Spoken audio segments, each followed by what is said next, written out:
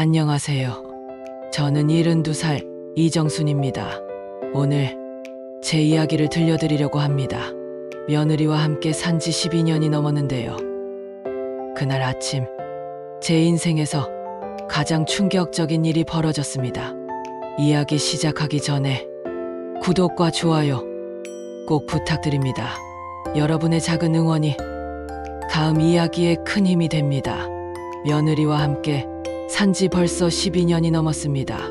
처음엔 어색했습니다.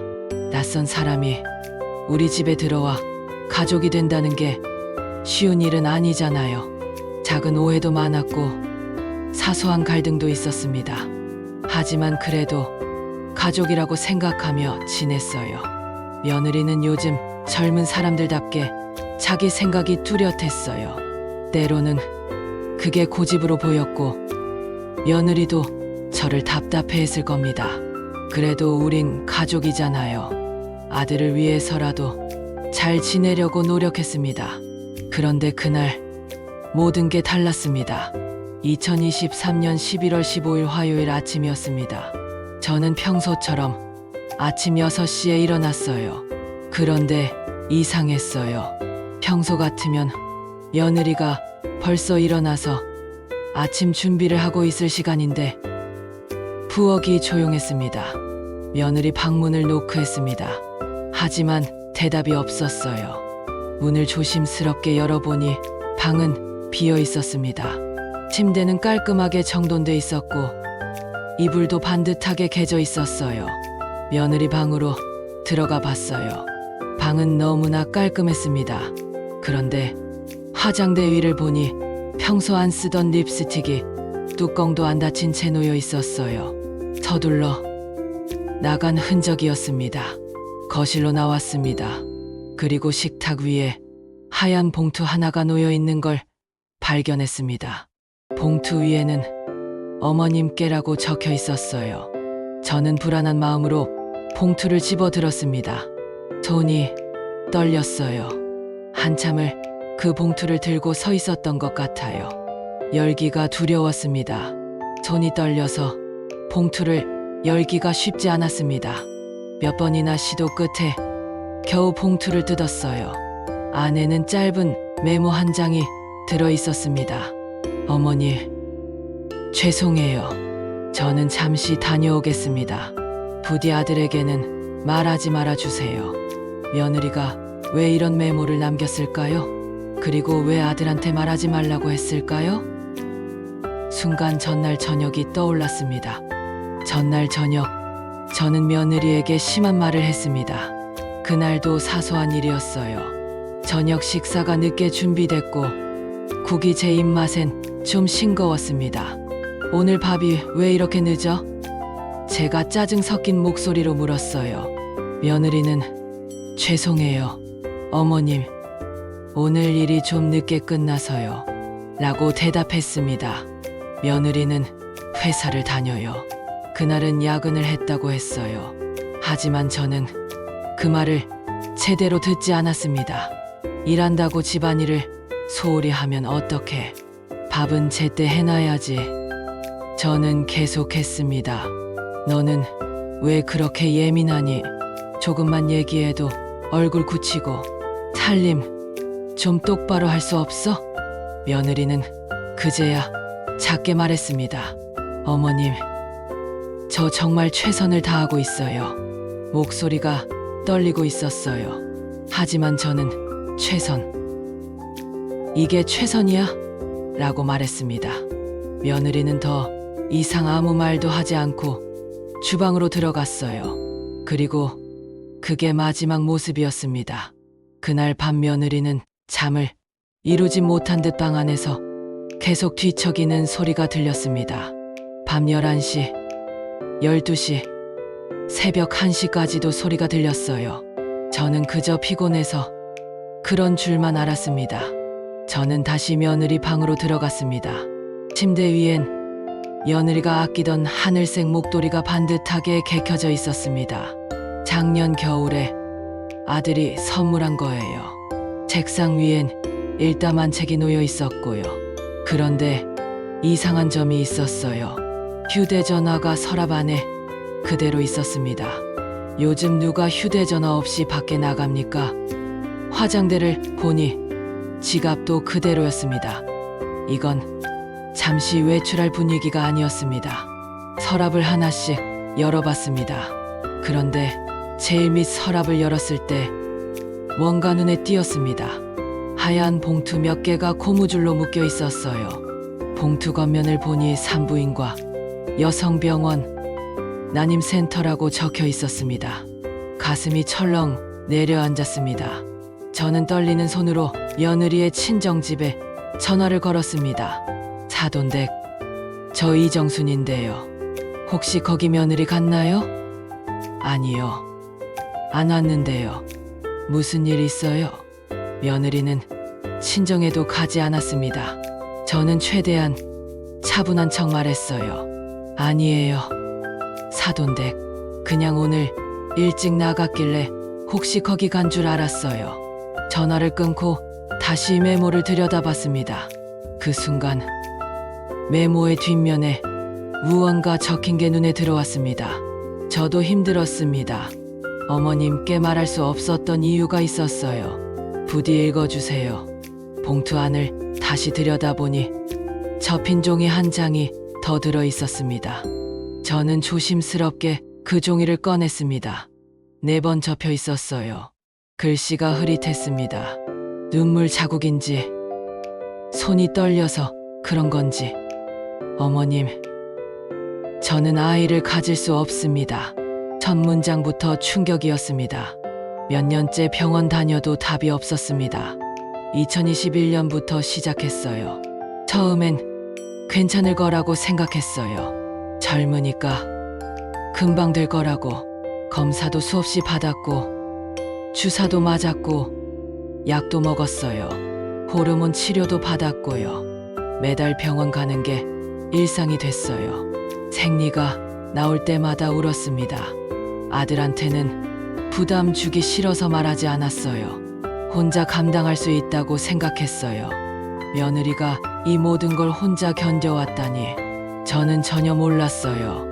어머님이 하신 말들이 요즘 너무 힘들었습니다. 결혼한 지 몇 년인데 아직도 아이 소식이 없니? 요즘 젊은 애들은 애 낳기 싫어한다더니 이런 말들이 칼처럼 날카로웠어요. 하루하루가 고통이었습니다. 제 말이었습니다. 제가 했던 말들이 전부 적혀 있었어요. 저도 잘하고 싶었습니다. 좋은 며느리가 되고 싶었고 아이도 낳고 싶었어요. 하지만 제 몸이 말을 듣지 않았어요. 제 잘못인가요? 어머님께 미움받는 것 같아서 너무 무서웠습니다. 그 순간 제 눈에서는 눈물이 멈추지 않았습니다.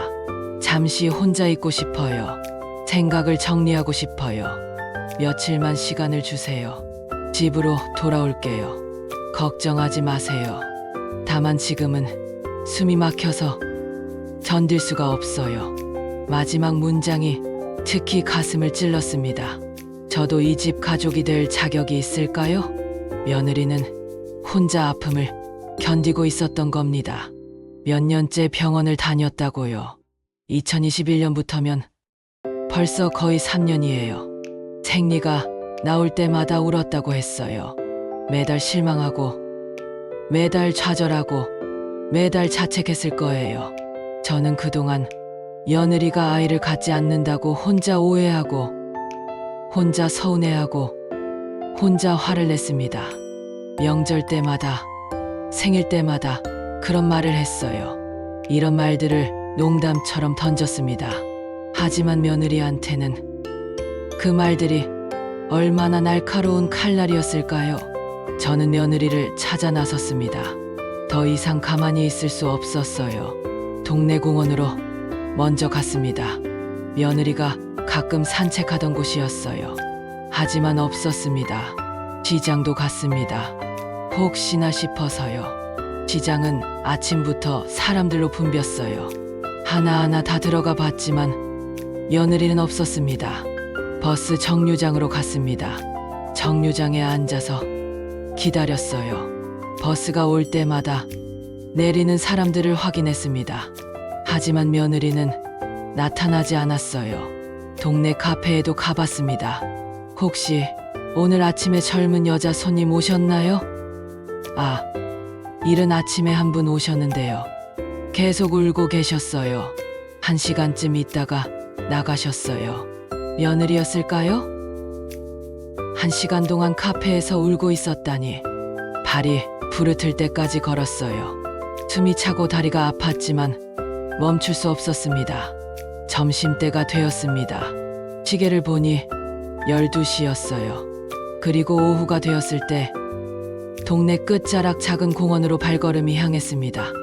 공원 입구로 들어서니 멀리 벤치가 보였습니다. 거기에 누군가 앉아 있었어요.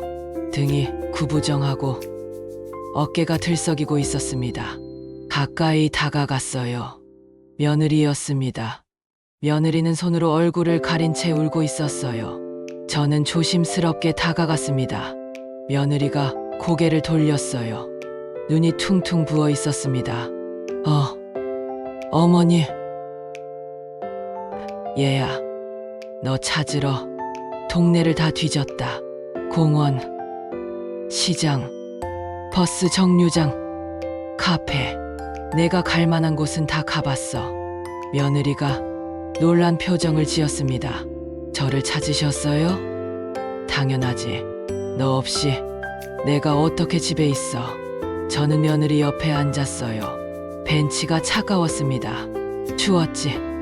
며느리가 고개를 끄덕였습니다. 손을 보니 빨갛게 얼어 있었어요. 저는 제 외투를 벗어 며느리 어깨에 걸쳐줬습니다. 한참 동안 말이 없었습니다.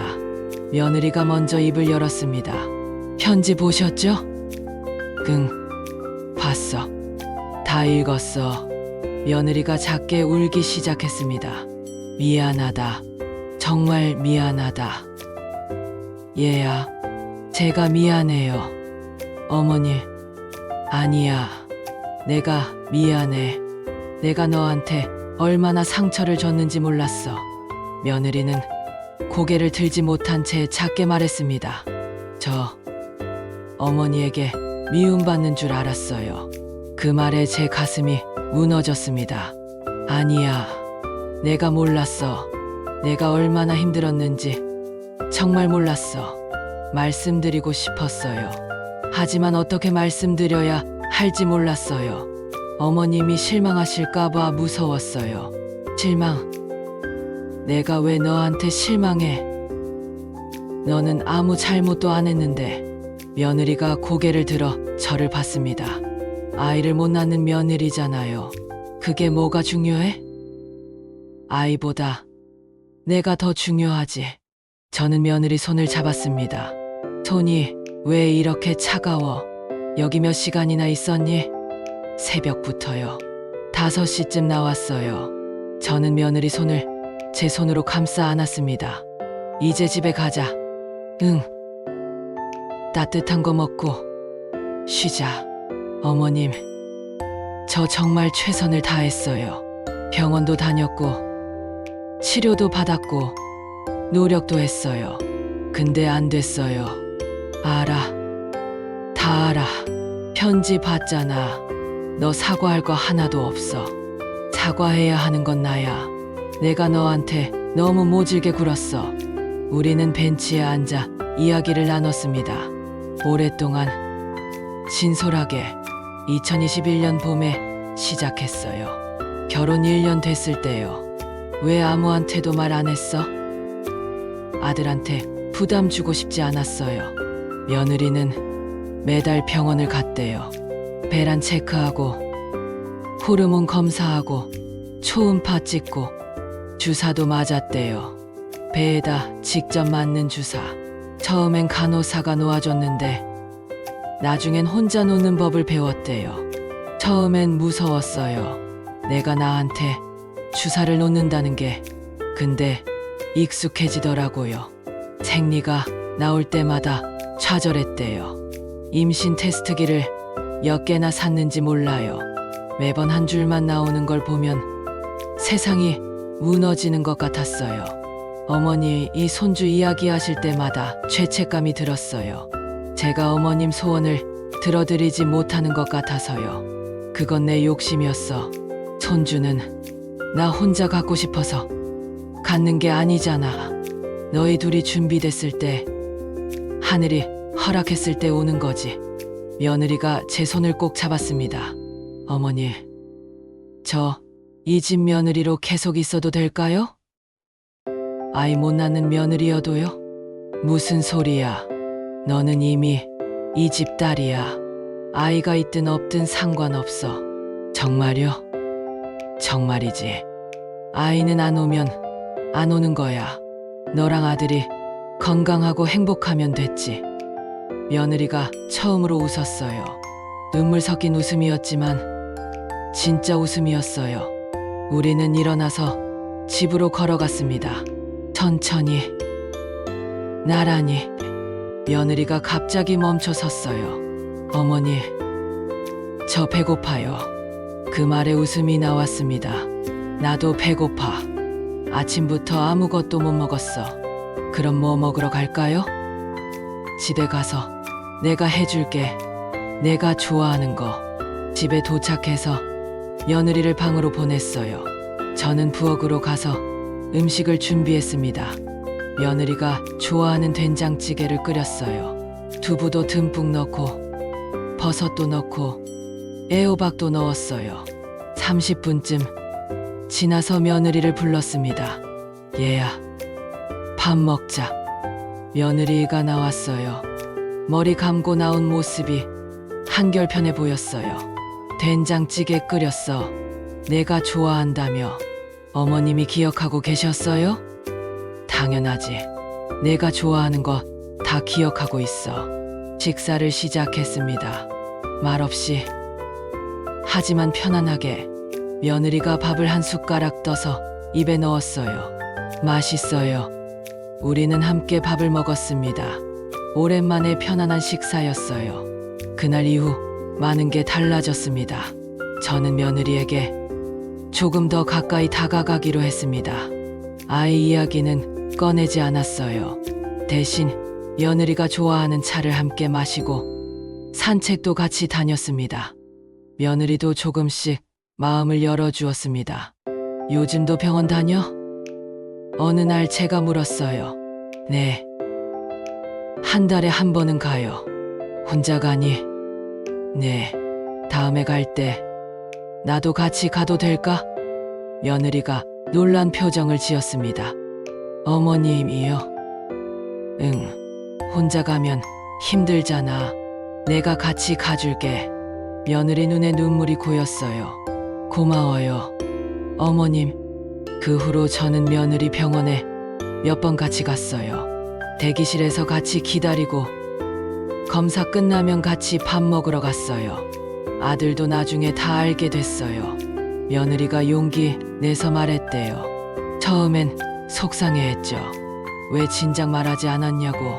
하지만 이해했어요. 그리고 같이 병원 다니기 시작했대요. 가족은 피보다, 말보다, 오해보다 강하다는 걸 그날 다시 깨달았습니다.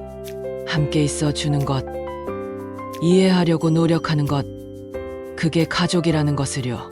지금 며느리와 저는 예전보다 훨씬 가까워졌습니다.